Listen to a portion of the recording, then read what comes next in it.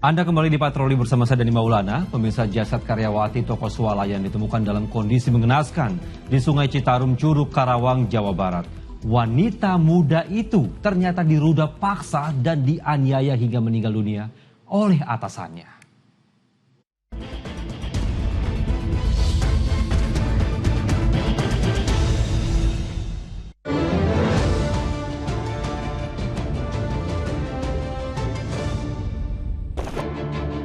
Tak berkutik, inilah tersangka dalam pembunuhan seorang karyawati toko swalayan.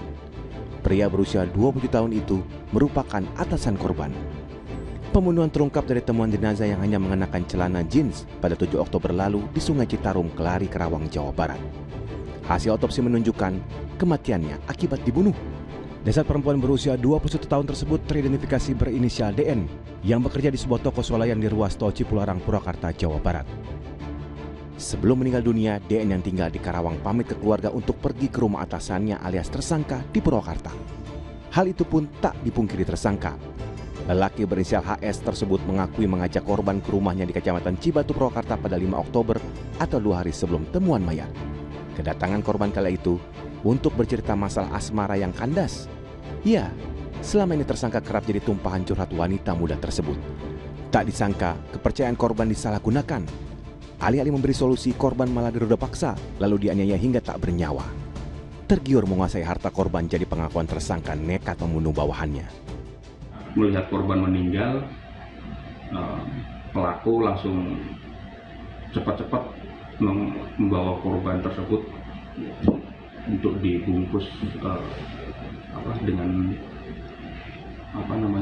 kardus kemudian dibuang di Sungai Citarum di Jembatan Merah.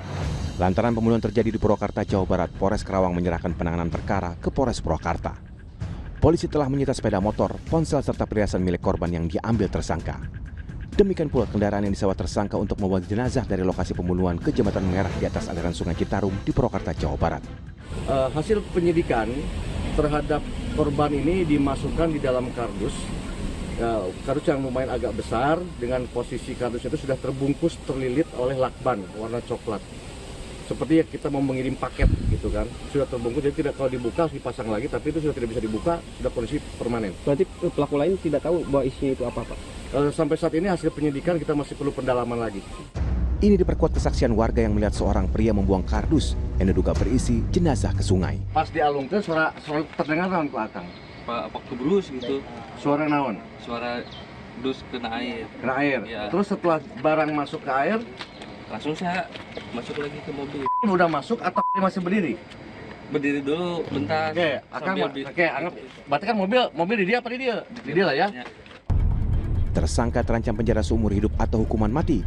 Polisi masih mendalami motif lain dan adakah perbuatan tersangka yang mengarah pada pembunuhan berencana. Tim Liputan melaporkan.